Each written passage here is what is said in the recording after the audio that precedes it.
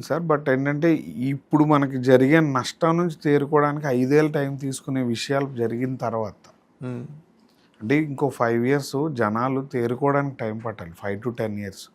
ఆ డెప్త్కి వెళ్ళి డిస్ట్రాయ్ అయితేనే మళ్ళీ టైం స్టార్ట్ అవుద్ది.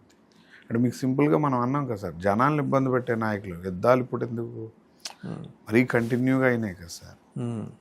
ఆబ్వియస్గా జనాలు ఇబ్బంది పడ్డారు. రీకన్స్ట్రక్ట్ చేయాలి, మొత్తం ఫైనాన్షియల్గా రీకన్స్ట్రక్ట్ అవ్వాలి మనుషులు.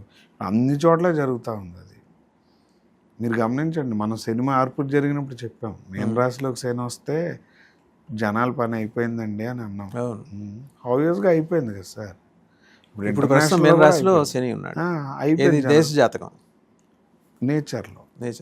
నేచర్లో ఎవరిని ఇబ్బంది పెడుతుందంటే కామన్ పీపుల్ని. యోగం లేని వాళ్ళందరినీ ఇబ్బంది పెట్టడానికి శని రెడీ అయింది సార్. రేపు బెత్తం పట్టుకొని కొడుతుంది. ఏది మేషంలోకి వచ్చాక మళ్ళీ వృషభంలోకి వెళ్ళినంత వరకు కనీసం ఊపిరాడదు ప్రజలకి. అంటే ప్రజలకు జాతకాలు ఉండవా అని మీరు అనొచ్చు. ప్రజలకు జాతకం అనేది ఉన్నా పనిచేయదు. అంటే అది ఎలాగంటే లిటిల్ థియరీ అండి. మీకు ఎలా చెప్తాం, నాయకుడు బట్టి వ్యవస్థ కదా, అంటే సొసైటీ. ప్రజలు బట్టే పొలిటీషియన్ సఫరింగ్ ఉంటుంది.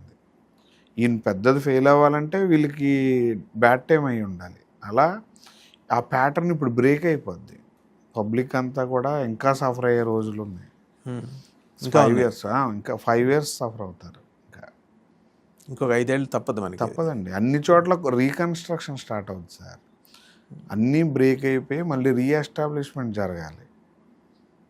ఇప్పుడు మీకు